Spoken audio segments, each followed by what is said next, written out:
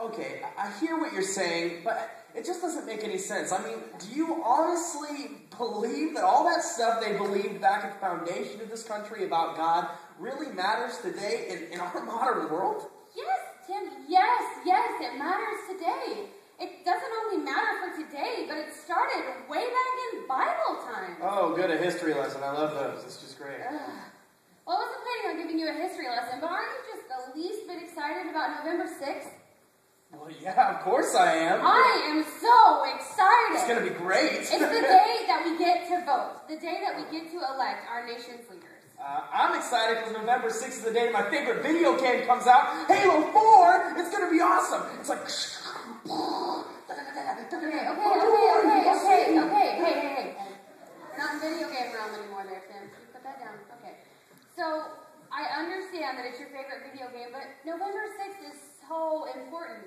It's so fundamental to know what our country was based on and be excited about voting and electing our leaders. Okay, these are all very nice words that you're saying. But I just don't see any evidence for it. I mean, I've heard all sorts of things about our founding fathers, and I'm not really sure I've seen anything to support the fact that they were even all for God in the first place. I mean, for all I know, they just wanted a nice place of land. Okay, well, how about this? Just open your mind for just a little bit. I have my phone. Let's just look, we'll just Google it, and see what our founding fathers really believed in. Okay. In the past decade, there's been a lot of discussion about the truth of America's heritage. Many would like to rewrite history and completely remove Christianity and the Bible from the story. As Americans, it's our duty to make sure that the very God our forefathers counted on to help them establish this great nation is not erased from our society. The facts of history will help us to understand the truth of America's Christian heritage. No one can deny that many of our founding fathers were men of great Christian faith. Out of the 56 men who signed the Declaration of Independence, nearly half, 24 to be exact, had Bible or seminary degrees.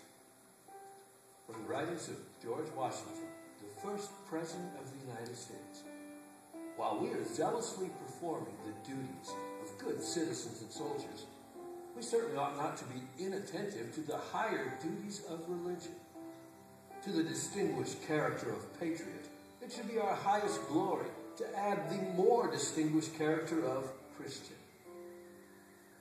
John Adams, America's second president and signer of the Declaration of Independence, wrote in his diary on February 22nd, 1756, "Suppose a nation in some distant region should take the Bible for their only law book, and every man should regulate his conduct by the precepts there exhibited.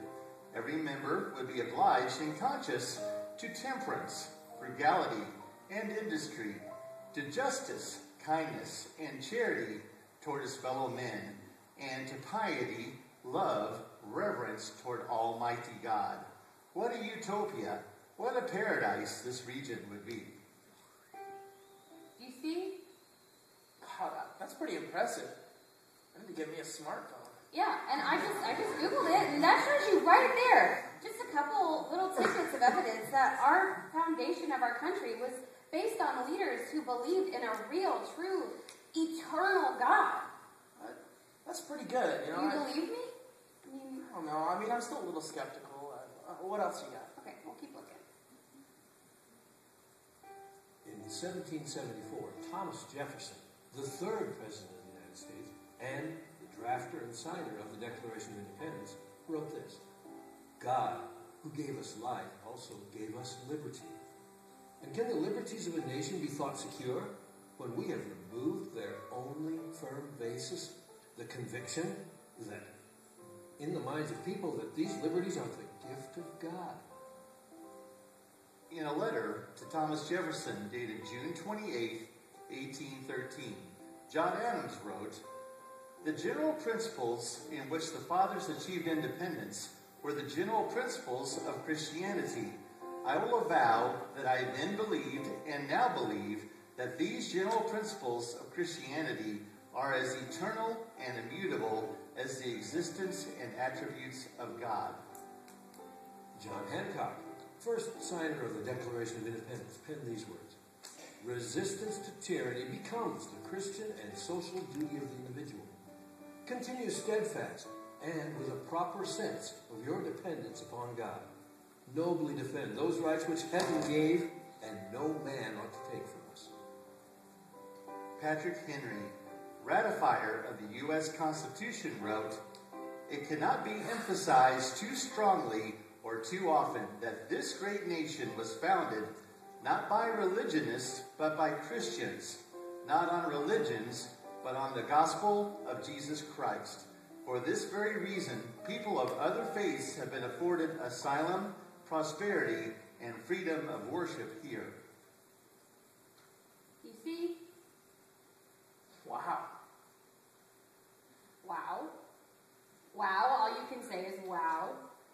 Well, I mean, I don't really know what to say.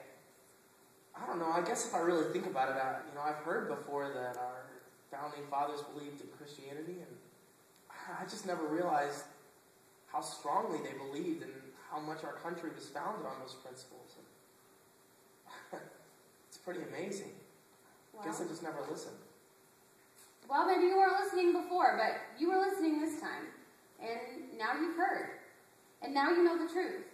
That our foundation of this government and our nation was based from our leaders, our founding fathers, that believed in a real, true, eternal God.